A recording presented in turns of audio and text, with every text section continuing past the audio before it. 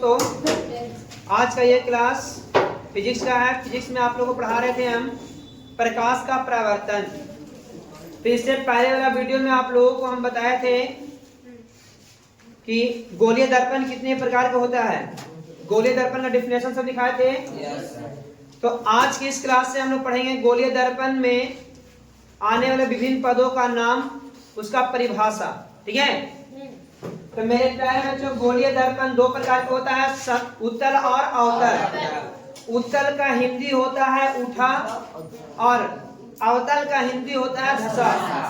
तो आप लोगों को बताया गया था कि वैसा गोलीय दर्पण जिसका परावर्तक सतह उठा हुआ रहता है उसे उत्तल दर्पण कहते हैं, और जिस गोलीय दर्पण का परावर्तक सतह धसा हुआ रहता है उसे अवतल दर्पण कहा जाता है। यहाँ तक बताया था। देखिए मेरे प्यारे बच्चों, यहाँ पे आप लोग बताते हैं इस तरह की जो दर्पण देख रहे हैं, ये बाहरी भाग कलाई किया हुआ है जी। तो जिस दर्पण का बाहरी भाग कलाई किया हुआ हो और परावर्तक सतह धसा हो उसको अवतल कहते हैं। क्या बोलते हैं? ये अवतल दर्पण है। कौन सा दर्पण है?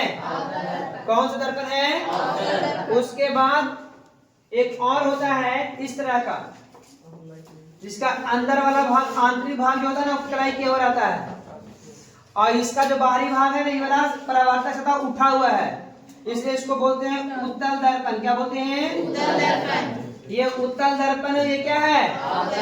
उत्तल दर्पण और यही दोनों दर्पण को जब आपस में मिला दिया तो गोलीय दर्पण बन जाता है। क्या बनता है? तो गोलीय दर्पण कितने प्रकार के? कितने प्रकार के? दो प्रकार। कौन कौन? उत्तल और अवतल दर्पण है। अब यहाँ पर आगे हम लोग को पढ़ना है कि इन दर्पणों में कुछ पद आते हैं, उन पदों का नामांकन कैसे करेंगे और उनका परिभाषा कैसे दिया जाएगा। तो दर्पण में सबसे पहले आता है ध्रुव।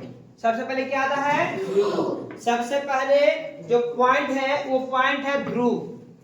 गोलीय दर्पण का ध्रुव, वक्रता केंद्र, वक्रता त्रिज्या, फोकस दूरी, ये 4-5 पॉइंट है। इनको सभी को याद रखना है। ठीक है। तो ध्रुव से भी पहले अगर आप लोग केंद्र के बारे में जान लीजिए।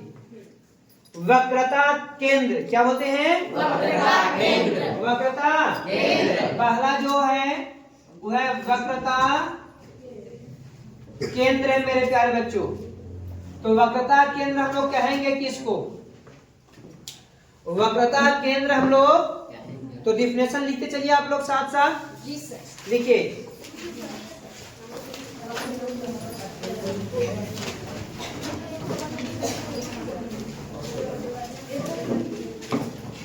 देखिए आप लोग वक्रता केंद्र लिख के डाल दीजिए।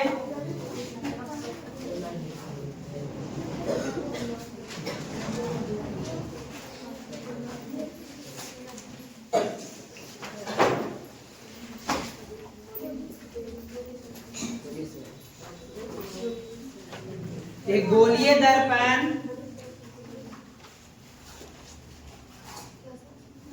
गोलीय दर्पण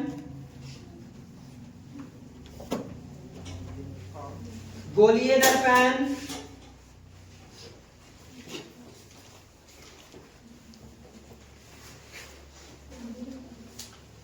जिस गोले का भाग होता है, गोलीय दर्पण जिस गोले का भाग होता है, गोलीय दर्पण जिस गोले का भाग होता है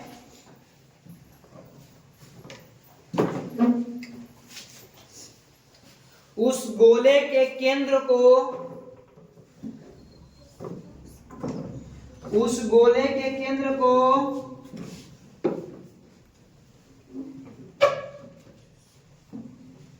गोलीय दर्पण का, या उस गोले के केंद्र को उस दर्पण का वक्रता केंद्र कहते हैं। उस दर्पण का वक्रता केंद्र कहते हैं।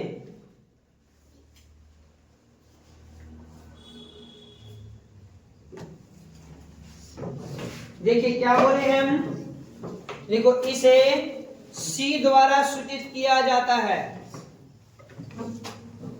इसे C द्वारा सूचित किया जाता है। देखो मेरे प्यारे बच्चों ध्यान देना आप बोर्ड पे, यहां पर इस तरह का एक सर्किल तरी बना लिया हम लोग, है ना। अच्छा नहीं बना, आप लोग घर पे अच्छा से बनाइएगा इसको, ठीक है। तो ये जो देखिए ये खोखले गोले का एक भाग है, मान लीजिए इस तरह से,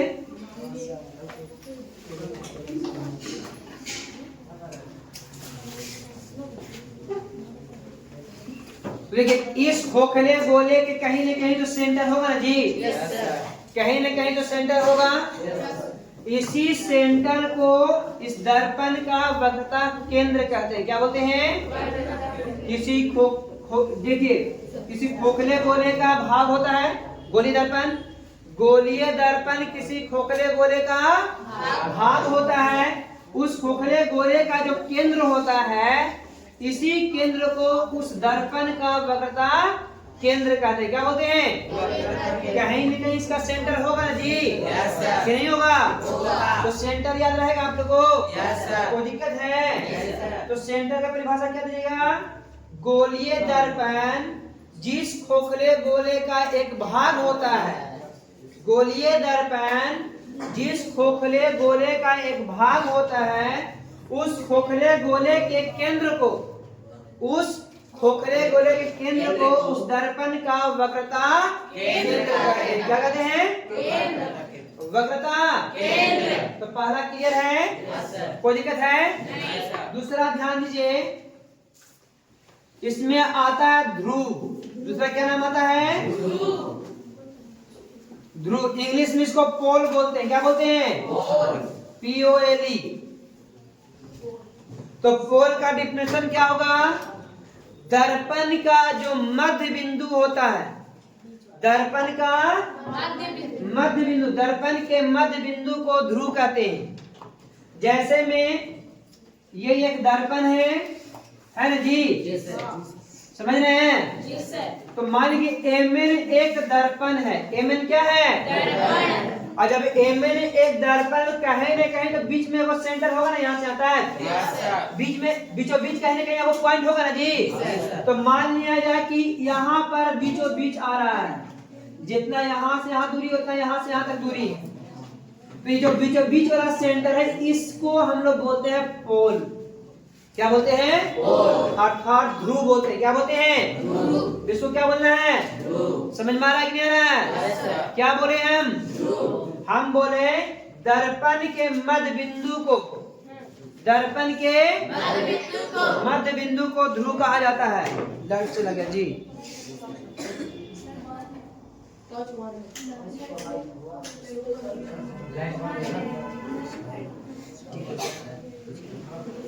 देखिए दर्पण के ध्रुव, ध्रुव का डिफिनेशन क्या होगा, दर्पण के मध्य बिंदु को ध्रुव कहा जाता है। तो ये देखिए यही ध्रुव है, ध्रुव का डिफिनेशन लिखिए आप लोग।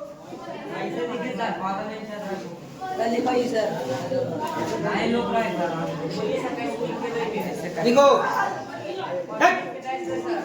बोलिए सर, आने का पटाख देने से तुमको चिंता, तुमको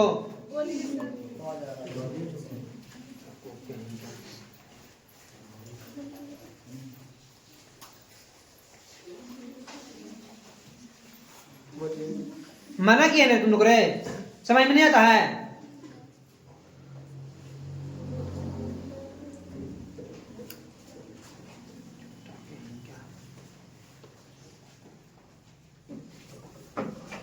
देखो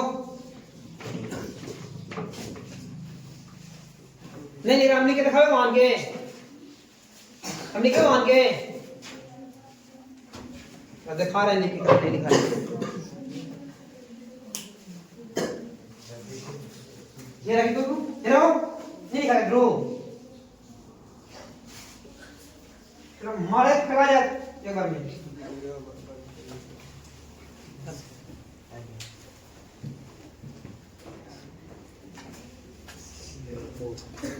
वक्रता वक्रता केंद्र के बीच की दूरी को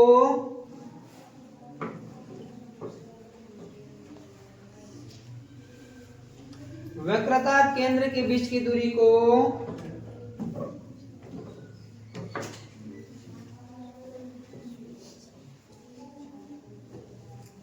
वक्रता त्रिज्या कहते हैं। ध्रुव से वक्रता केंद्र के बीच की दूरी को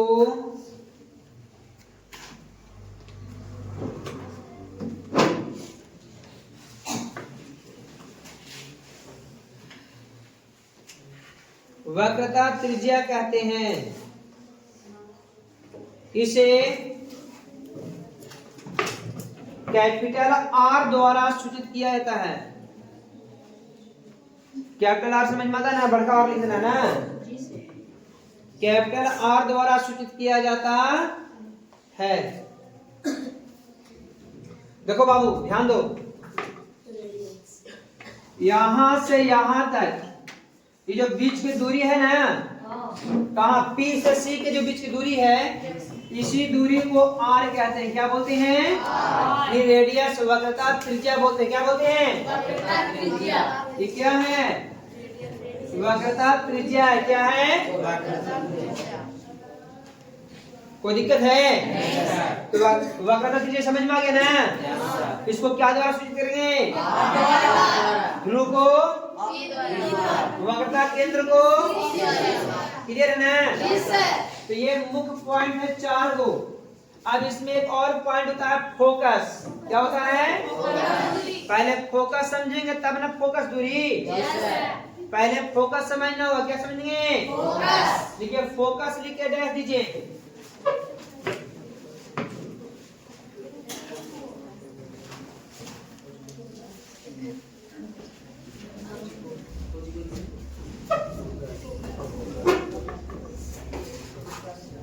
क्या लिखा है? फोकस।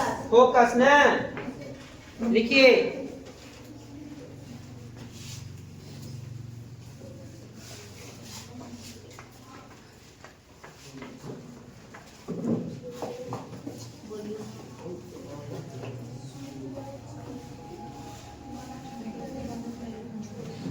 सुप्रीम क्या करने लगा ना, समझा देते हैं। फोकस ना समझ लो, उसके बाद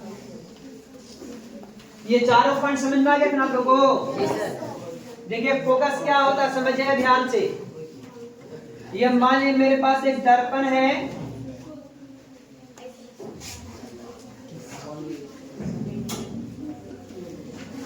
तो बीच वाला पॉइंट को आप लोग क्या बोले थे? कौन? ध्रुव ना। और इसका जो सेंटर होता है उसको बोलते हैं सी। इन्हें बताया था आप लोग जी। तो C से और P को मिलाने वाली रेखा वक्रता केंद्र है। सॉरी, ये जो है जो आपको प्रधान अक्ष या मुख्य अक्ष है ना। अब यहां से यहां की दूरी को हम लोग बोलते हैं वक्रता त्रिज्या। क्या बोलते हैं? वक्रता त्रिज्या। क्या बोलेंगे? तो ये 4 पॉइंट आप लोगों को समझ में आ गया था।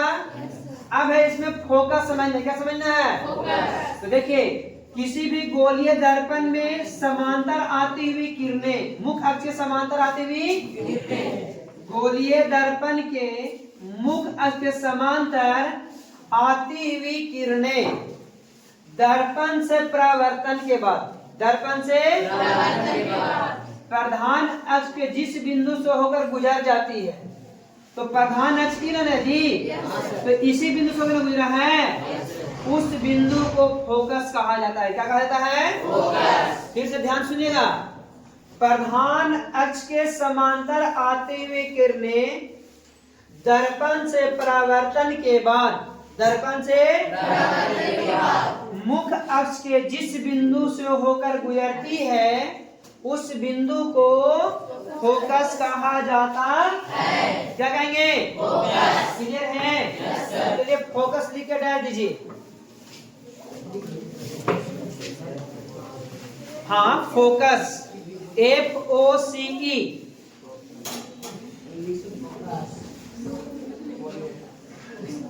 फोकस लिखिए।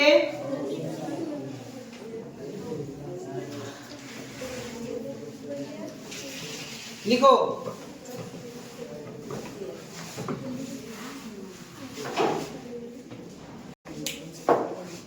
गोलीय दर्पण के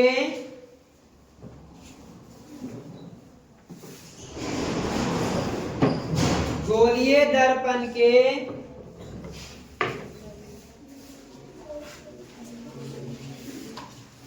गोलीय दर्पण के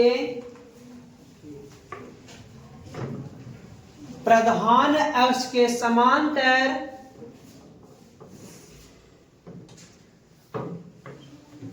प्रधान अक्ष के समांतर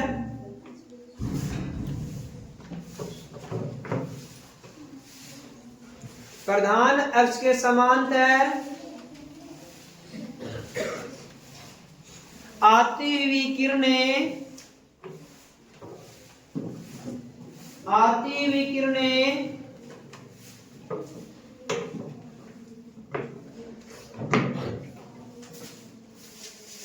दर्पण से परावर्तन के बाद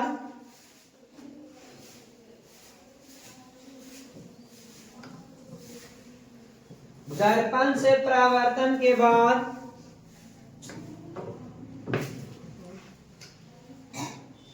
दर्पण से परावर्तन के बाद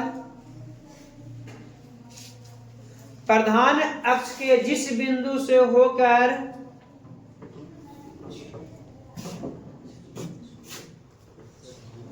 प्रधान अक्ष के जिस बिंदु से होकर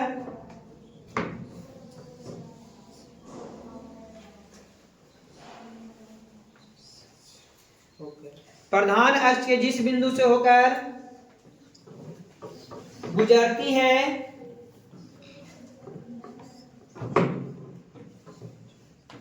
प्रधान अक्ष के जिस बिंदु से होकर गुजरती है या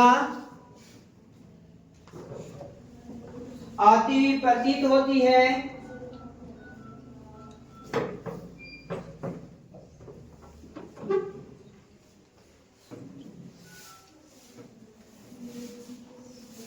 आती हुई प्रतीत होती है उसे उस गोलीय दर्पण का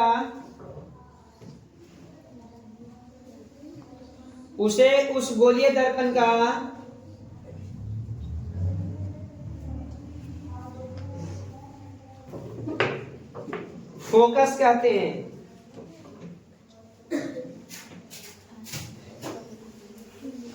फोकस कहते हैं।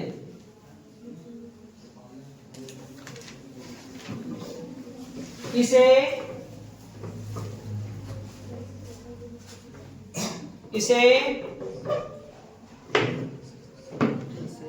कैपिटल एफ द्वारा सूचित किया जाता है। बड़का एफ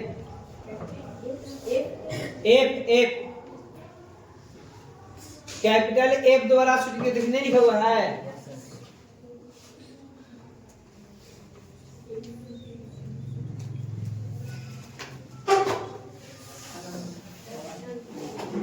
अब उसके बाद के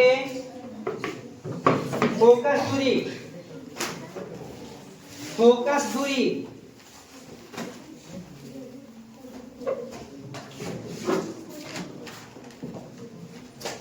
दूरी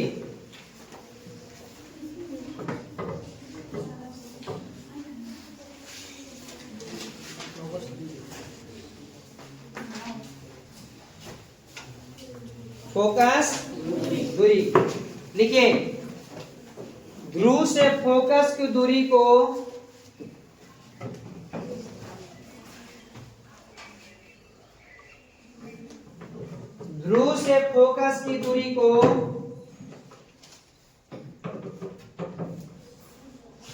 फोकस दूरी कहते हैं।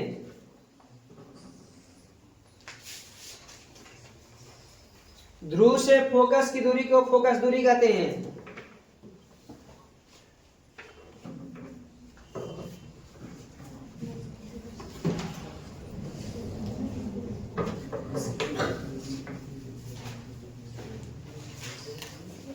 तो लिखा जी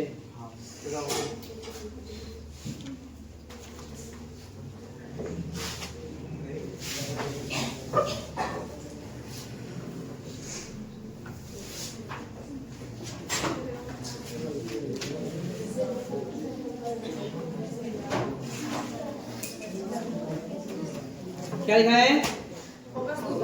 फोकस। इसे स्मॉल एफ द्वारा सूचित किया जाता है। देखो लिखा हुआ है ना, इसे स्मॉल एफ द्वारा सूचित किया जाता है।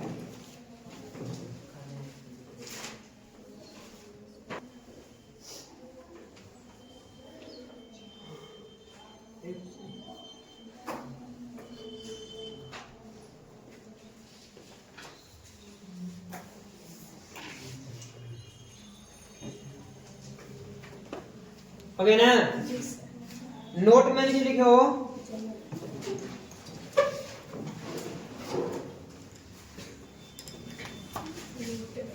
वक्रता त्रिज्या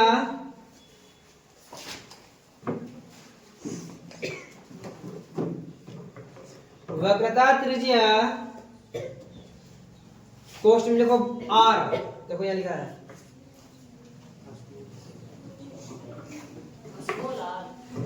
स्मॉल आर है। वक्रता त्रिज्या आर फोकस दूरी का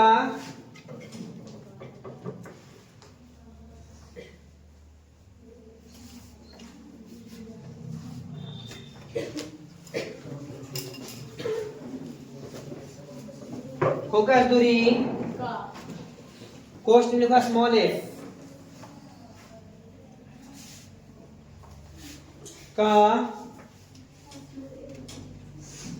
दुगुना होता है।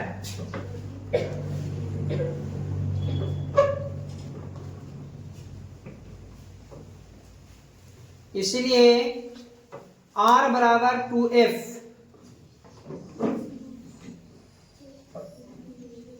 इसलिए R बराबर कितना होता है? 2F होता है। ये हम लोग सत्यापित भी करेंगे, थोड़ा सा धैर्य रखिए। और फिर इतना याद रखिए कि R जो है त्रिज्या का कितना, R जो है फोकस दूरी क्या होता है? दुगना होता है ना? क्लियर ना? यानी एगो फोकस में, एगो त्रिज्या में, दो गो फोकस दूरी रह सकता है। यानी इससे साबित होता है कि फोकस दूरी, ये जो है फोकस दूरी जो होता है वक्रता केंद्र का मध्य बिंदु होता है। यानी फोकस जो होता है ना वक्रता केंद्र का मध्य बिंदु, तब एगो एफ इधर और एगो एफ इधर जरा जी, मिड पॉइंट है, तब ने दोनों को मिलने से ये पूरा बना है ना? तो हम बोल सकते हैं कि वक्रता त्रिज्या का मध्य बिंदु फोकस होता है। कौन होता है? फोकस। वक्रता त्रिज्या का मध्य बिंदु फोकस। तो हम बोल सकते इसलिए R बराबर या फिर A बराबर R/2 लिखेंगे। क्या लिखेंगे? R/2। ये दोनों लिख सकते हैं ना? इधर गुना करेंगे भागे ना करेगा जी। R बराबर 2F और A बराबर R/2। R बराबर 2F और A बराबर R/2। अगर बोलेंगे F यानी फोकस दूरी त्रिज्या की आधी होती है, त्रिज्या फोकस की दुगनी होती है। हो गया? फोकस का दुगना त्रिज्या और त्रिज्या का आधा फोकस दूरी, फोकस नहीं फोकस दूरी। क्लियर है यहाँ तक? कोई डाउट नहीं है।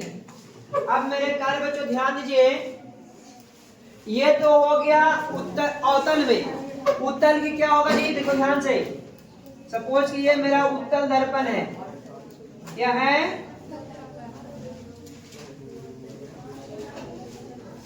अब यहाँ पर नोट में कुछ दिखाएंगे, समझना ध्यान से। ये वाला क्या है जी? ध्रुव। अच्छा, इसका वक्रता इधर नहीं होगा, उस साइड होता है। अच्छा, वक्रता केंद्र पर मान लो यहाँ है, ये हो गया वक्रता त्रिज्या हो गया।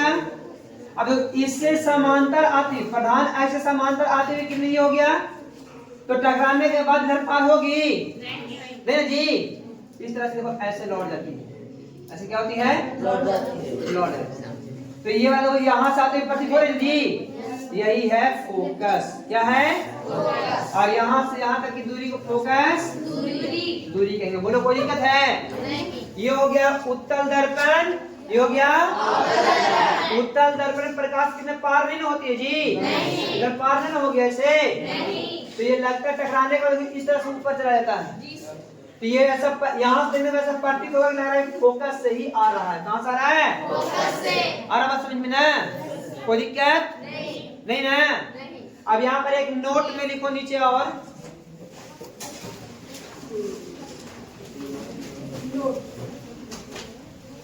अवतल दर्पण की फोकस दूरी,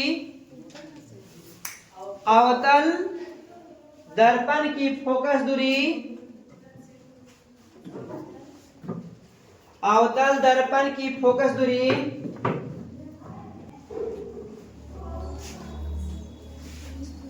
ऋणात्मक होता है। अवतल दर्पण की फोकस दूरी ऋणात्मक होता है। अब ऋणात्मक कैसे होगा? चिन्ह प्रॉपर्टी पढ़ाएंगे तो आपको समझा देंगे ना। फिर नीचे लिखिए उत्तल दर्पण की फोकस दूरी, हाँ नीचे उत्तल दर्पण की फोकस दूरी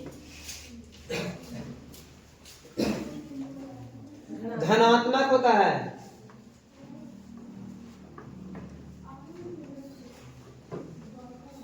उत्तल दर्पण की फोकस दूरी धनात्मक होता है।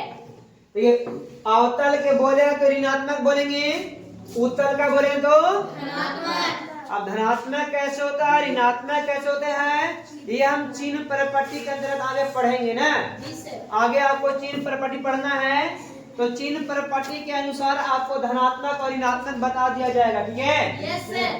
अब एक बात और आप लोगों को बता दें, समतल दर्पण की फोकस दूरी पूछे तो क्या बताएगा? अनंत होता है ना। लिख लीजिए नीचे, लिख लो ना फिर से। समतल दर्पण की फोकस दूरी अनंत होती है। हाँ लिख लो, समतल दर्पण की फोकस दूरी अनंत होती है।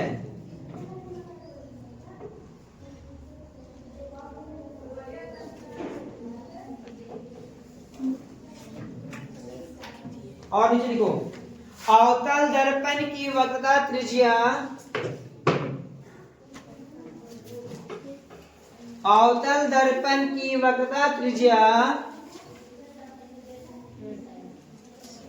ऋणात्मक होता है। अवतल दर्पण की वक्रता त्रिज्या ऋणात्मक होता है।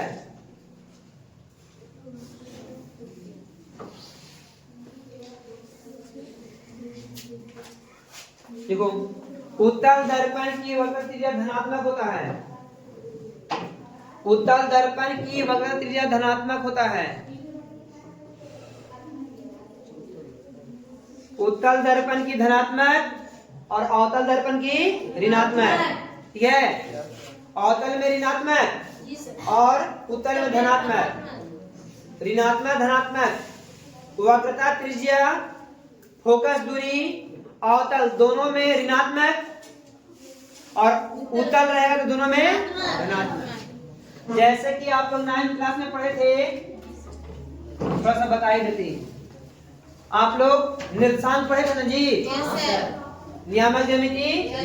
तो इस ओर मापी गई सभी दूरियां धनात्मक और इस ओर मापी गई सभी दूरियां ऋणात्मक। तो ये बाएं तरफ में आ रहा है जी, तो ऋणात्मक होगा कि नहीं होगा? अभी दाहिने तरफ में जा रहा है जी, तो धनात्मक होगा कि नहीं होगा? इसीलिए इसका धनात्मक और इसका ऋणात्मक होता है ना। इसका धनात्मक और इसका क्लियर है ना? कोई दिक्कत है? तो यहाँ तक समझ में आ गया आप लोग को?